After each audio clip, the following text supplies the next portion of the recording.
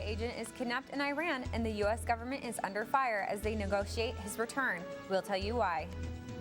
The battle continues over a Southern California monument as a judge orders it removed. Are you feeling festive in sunny San Diego, where you can go to ice skate during the holiday season? And winter officially starts in 8 days, but will San Diego see a warm-up this weekend? I'll have your weather forecast. Newscene starts right now.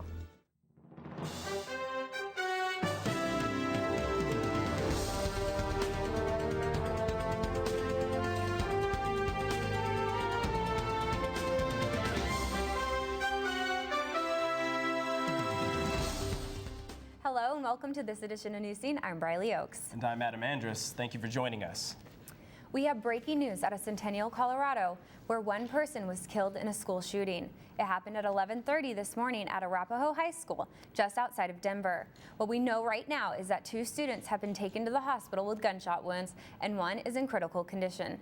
According to the Arapahoe County Sheriff's Department, the suspected shooter is dead from what authorities believe is a self-inflicted gunshot wound.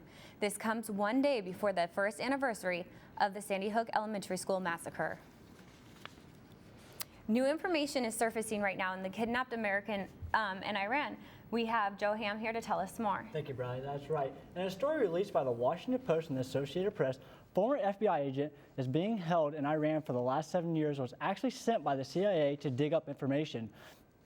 Bob Levison was employed by the FBI for over 30 years, but in fact was contracted by the CIA to go over to Iran, but was kidnapped. After the story ran on Thursday, Secretary of State John Kerry has taken interest into Levison's disappearance. Raised the issue of his whereabouts on a continuous basis. I personally raised it with the Iranians in the course of our discussions, and we will continue to try to seek his release and return to the United States. Secretary Kerry has been in contact with Iran and is insisting on getting Levison home to his family. Now, Briley, Adam, sources have also confirmed that the CIA did pay out a $2.5 million settlement to the Levison family for a lawsuit that was filed against them. Thanks, Joe. We'll continue to monitor that. We appreciate the update. Thank you. Embrace the suck. That's what the message Democratic leader Nancy Pelosi passed on to colleagues as Congress came to terms on a new budget deal. Speaker of the House John Boehner feels these are the steps the government must take. You know, I came here to fight for a smaller, less costly, more accountable federal government. And this budget agreement takes giant steps in the right direction. The bill would prevent another government shutdown. It also sets federal spending for this fiscal year as well as next year at just over $1 trillion. It would also eliminate $63 billion in forced spending cuts from the military and other programs through sequestration. The mom of a 6-year-old Colorado boy who kissed a classmate and then got suspended for sexual harassment is fighting back. 6-year-old Hunter spent the day at home instead of at school after he was suspended for kissing his girlfriend. Both Hunter and his mom, Jennifer, admit he's had some trouble in school in the past, but don't think he should be labeled as a sex offender. Have you been trying to be good at school? Yeah, but I just have a lot of energy. 6-year-olds, they have a lot of energy. Superintendent at Hunter's school district says Hunter's record will remain within the district and that Hunter's actions fit the school policy description of sexual harassment. A local landmark will no longer be able to stand atop of a mountain. Mount Soledad's controversial cross has been ordered to be removed by a U.S. district judge. The cross has stood since 1954 in honor of Korean War veterans. But lawsuits have plagued the landmark dating back to 1984 and most recently was thrown out in the U.S. Supreme Court. One agreement had the cross being transferred to a local church, but more controversy led to the result that was made earlier this week. Former Mayor Bob Filner vows to move forward as he learned his punishment for a sexual harassment scandal that resulted in an epic fall from grace. We have the moments Filner learned from his sentencing in the downtown courthouse this past Monday. And I'm confident that I will come out of this a better person. While looking remorseful, Bob Filner learned his sentence, probation in exchange for his guilty plea to falsely imprisoning a woman for forcibly restraining her and 2 charges of battery for kissing and groping 2 other women. I think what he did was really, really dumb, and And what he, just to go into an office and treat women the way he did was really stupid. And in some ways, he did dodge a bullet here. Attorney Dan Gillian was also in the courtroom for Filner's sentencing. Gillian says he'll file a sexual harassment lawsuit this week on behalf of city employee Stacy McKenzie. She claims she was groped at a city function. Also speaking after the sentencing, celebrity lawyer Gloria Allred with her client Irene McCormick Jackson by her side. Though some may feel that Filner has paid the price for his betrayal of the public trust, I think that he is one lucky man. She says he was lucky because the former mayor, who had been accused of being inappropriate by at least 19 women, won't do any prison time and won't have to register as a sex offender.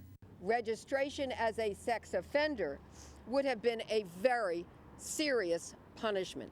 Filner lost his job and part of his city pension and must now undergo extensive therapy, but says when this is all over, he looks forward to making further contributions to the city that he loves. In court, Filner also said that his behavior that ended his career and left him with a felony rap sheet will never be repeated. He will spend the next 3 months on home confinement and a total of 3 years on probation. The bid to overturn the Barrio Logan community plan has been rejected. A Superior Court judge denied a request by the Environmental Health Coalition for a temporary restraining order. The order would have prevented the city of San Diego from taking action of the petitions. The coalition is accusing the association's signature gatherers of falsely representing the issues. The zoning plan has become an issue in the San Diego's mayoral race. Councilman David Alvarez has guided the update through City Council, while his opponent Kevin Faulkner is the leading spokesman for the shipyards. There's a nonprofit organization in San Diego working miracles for San Diego County veterans. Ada Schmidt has a story. In Buddy Todd Park in Oceanside, I met up with master dog trainer Sherry Waters. The purpose is to help people that have combat PTSD and PTSD from military sexual traumas. Sherry's brainchild is Sherry's project, Wounded Warrior Pack. Most of the people that come to us is word of mouth through another person that's in the military, or they come from recovery care coordinators, VA hospitals, therapists, sometimes doctors. They come from all over. Most of the dogs actually come from high-kill shelters. So when we get a veteran in, we find out what the veteran needs, and then we start scoping out the high-kill shelters to see if we can match them together. It must be a very tricky process trying to match up man's best friend. We take into account, one, is the dog's age, because we don't want our veteran losing anything else too soon. So we usually take them to about anywhere from their birth to, 3 years of age. We also take into account gender, if they have any other pets at home, if they have children, what ages, everything. We take everything into consideration when we're trying to pair them up. There's never any doubt in Sherry's mind the good that she's been able to do for hundreds of veterans in the San Diego area. Would have to be when one of the guys was talking to some members of the USO, and he told them until he met me he was going to kill himself. Reporting with Marco Puente from Buddy Todd Park, I'm Ada Schmidt, Newscene. More information about the Wounded Warrior Pack can be found on Facebook. One small local drumline group is marching to the beat of their own drum and doing big things along the way. And the Chargers were in a must-win against the Broncos to keep their playoff hopes alive. We have the highlights of yesterday's game.